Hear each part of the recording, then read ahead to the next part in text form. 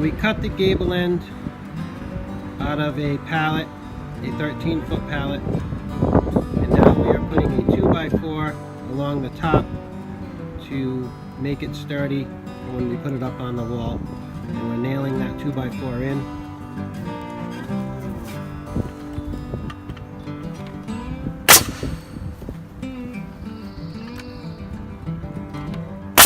We have the gable end completed.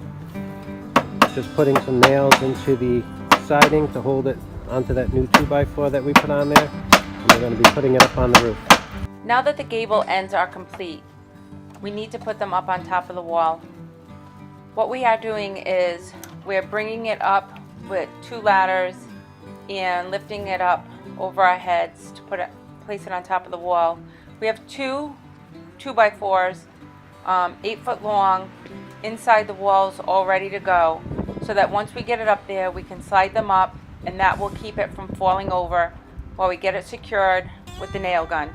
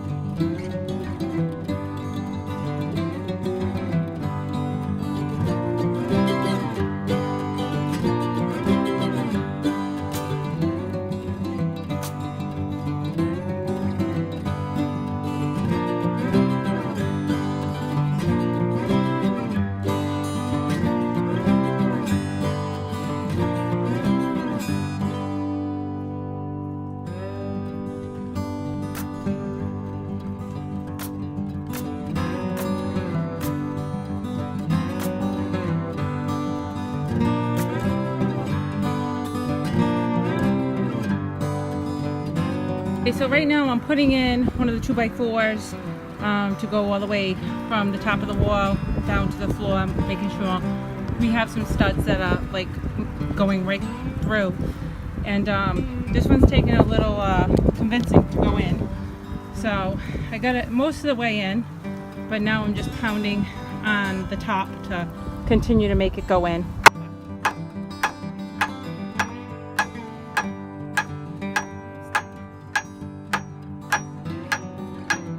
So I got the 2x4 all the way in. It's going straight down to the floor. And notice how we had one of the pallet pieces right here. So I'll be adding another one right on top of that one. And then that way this will be doubled up. So as I'm slipping in this extra support from the pallet, we made sure when we took the pallets apart to save all these boards to use for this purpose. It gets caught sometimes because it's really tight. So I just used the pry bar, pulled it back a little bit, and then whacked on the top.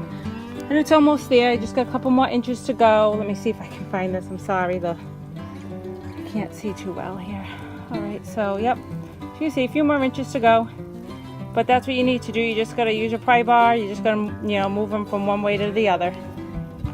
Now we are ready to start cutting our roof rafters. We will be getting this done and then installing them, as well as the boarding.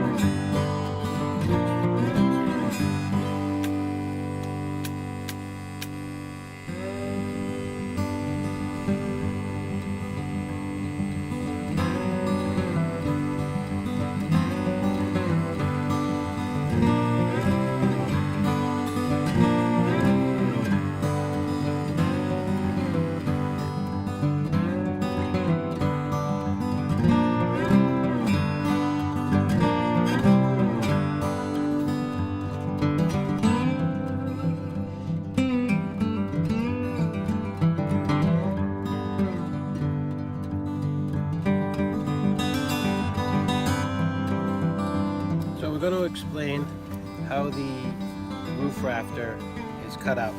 So we have a 7-pitch roof. So we're going to put the square on the end of the 2x8, put it on the 7 common, and draw a line. Then we have a book that came with the square, the blue book. We're going to go to the rafter section. And the building is 12 feet wide. And it's a common rafter. So 7 pitch. Common rafter is 6 foot 11 3/8 inches. So we're going to measure down from the top point, 6 foot 11 3/8 inches. I'm going to put a mark. Going to put the square on that at a 7 pitch common. Draw a line.